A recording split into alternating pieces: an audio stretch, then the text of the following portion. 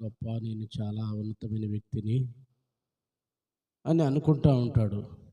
కానీ వాక్యం ఏ రీతిగా చలవిస్తుంది? నేను చాలా బలవంతుణ్ణి, విద్యావంతుణ్ణి, శక్తిమంతుణ్ణి, ఉన్నతమైనటువంటి స్థితి కలిగిన వాడిని అనుకుంటూ ఉంటాడు మనిషి. కానీ వాక్యం ఏ రీతిగా చలవిస్తుందని మనం ఆలోచన చేస్తే, పరిశుద్ధ గ్రంథము, కీర్తన గ్రంథం 39వ కీర్తన గమనించండి. 5వ వచ్చిన భాగాన్ని చదువుకుందాం. ఏంటి? ఆదినాల దాన్ని కరెక్ట్ చదవాలమ్మా. ఎన్ని ఆదినాలు అన్నట్టుంది నాకు. నా దినముల పరిమాణం నీవు బెత్తడంతగా చేసి ఉన్నావు. చాలు. ఎంత మనిషి ఆవిష్య జీవితం? బెత్తడంత జీవితం. మనిషి నేనెంతో తెలుసా, నేనేంటో తెలుసా, నేనెంత బలవంతునో తెలుసా, నేనెంత శక్తిమంతునో తెలుసా అనుకుంటూ ఉంటాడు.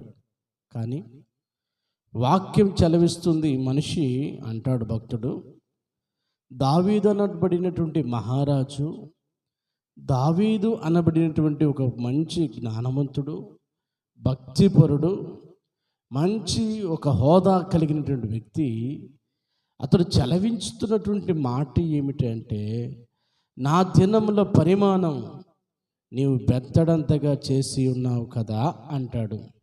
అంతేకాకుండా కింద ఒక మాట రాయబడుతుంది, ఎంత స్థిరుడైనను ప్రతి వాడును కేవలం ఒట్టి ఊపిరి వలె ఉన్నారు అంటాడు. నిజంగా ఈ భూలోకంలో ఎంతటి స్థిరులైనా, ఈ భూలోకంలో ఎంతటి గనులైనా, ఈ భూలోకంలో ఎంతటి గొప్పోళ్ళైనా, ఈ భూలోకంలో ఎంతటి పొలాలు కలిగి, స్థలాలు కలిగి, ఈ భూలోకంలో ఎంతటి ఉద్యోగాలు, వ్యాపారాలు కలిగి, సంపద కలిగి, సమాధానము కలిగి, పేరు ప్రఖ్యాతులు కలిగి, అధికారాలు, హోదాలు కలిగి జీవించినప్పటికీ మనిషి జీవితం ఎలాంటిదయ్యా అని మనం ఆలోచన చేస్తే వాక్యం చలవిస్తుంది, ఎంత స్థిరుడైనను కేవలము ఒట్టి ఊపిరి.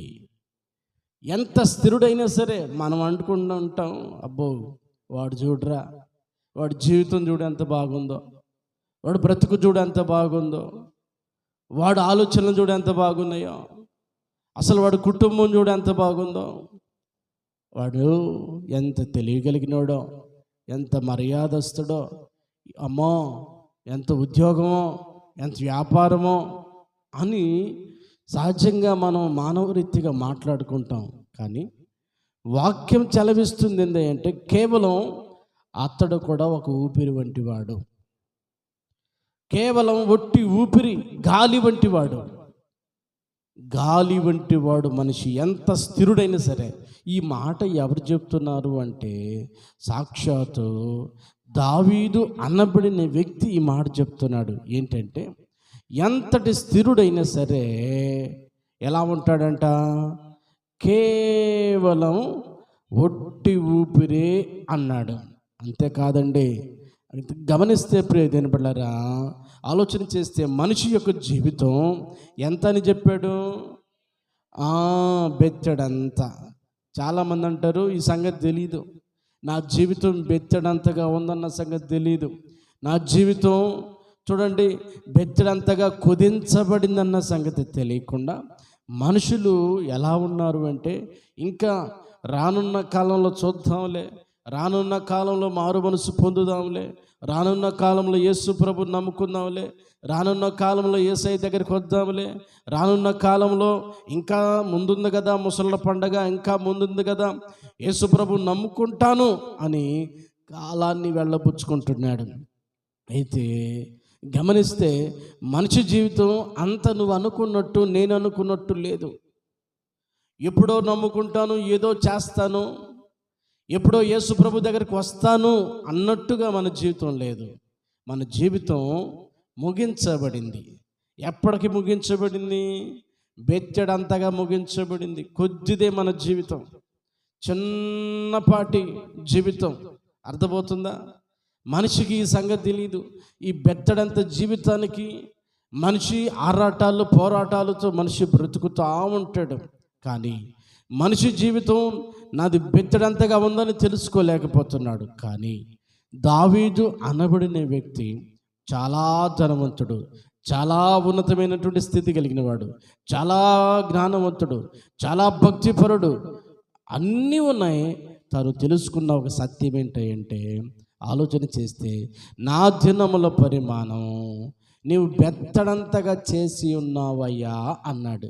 అవును, మనిషి జీవితం బెత్తడంతా. అర్థం కావట్లేదు మనిషికి. చాలా సంవత్సరాలు ఉన్నాయి అనుకుంటున్నాడు. ఇక నేను చాలా సంవత్సరాలు బ్రతుకుతాను అనుకుంటున్నాడు.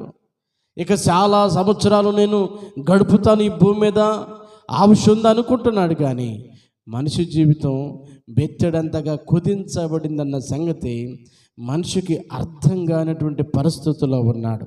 అంతేకాదు, ఎంతటి స్థిరుడైనా సరే కేవలము ఊపిరి వంటి వాడు.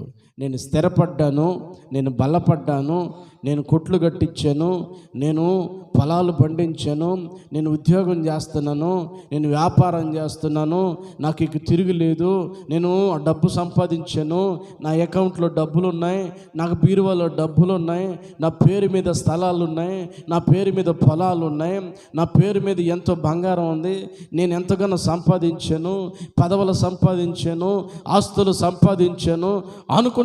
స్థిరపడిన తర్వాత స్థిరపడినోడు ఏమనుకుంటాడు? నాకు అయ్యున్నాయి ఈ ఉన్నాయి అనుకుంటా ఉంటాడు.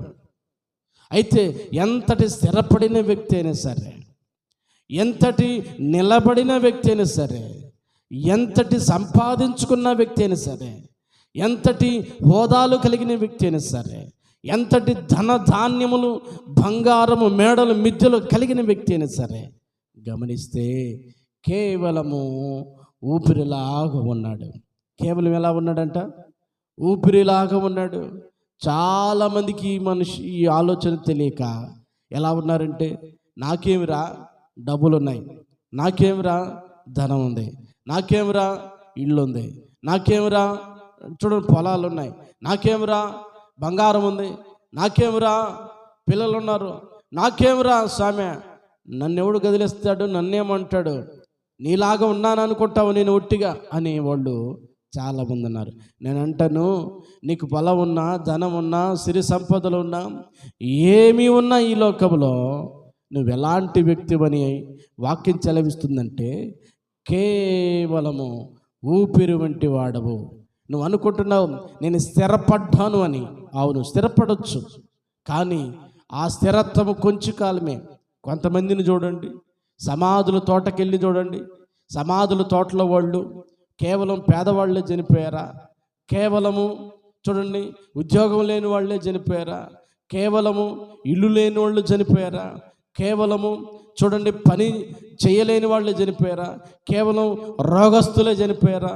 కేవలము చూడండి ప్రియదినులారా, తిండి లేక తిప్పలు లేక బ్రతకడం ఏంటో తెలియక చచ్చిపోయారా?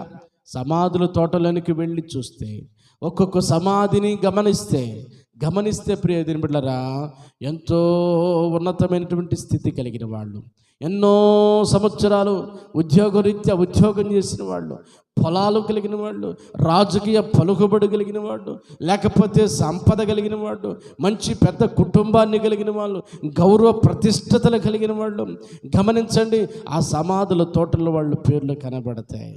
వాళ్ళందరూ కూడా స్థిరపడ్డారుగా, వాళ్ళందరూ కూడా భౌతికంగా స్థిరపడిన వాళ్ళే, భౌతికంగా వాళ్ళు కూడా పేరు పొందిన వాళ్ళే, భౌతికంగా వాళ్ళు కూడా ఉద్యోగాలు వ్యాపారాలు స్థితి కలిగిన వాళ్ళే.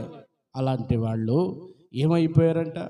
సమాధుల తోటలోనికి వెళ్ళి చూస్తే ఒక్కొక్క సమాధి తోట మీద రాయబడుతుంది ప్రియదినబడ్లారా, చూడండి నేను చనిపోయాను అని రాయబడుతుంది. అర్థమవుతుందా?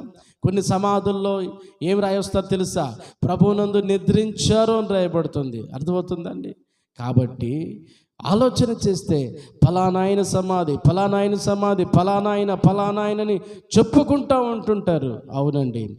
కాబట్టి నువ్వెంతటి స్థిరుడువైనా నువ్వు కేవలము ఒట్టి ఊపిరి వంటి వ్యక్తివని తెలుసుకోవాలా.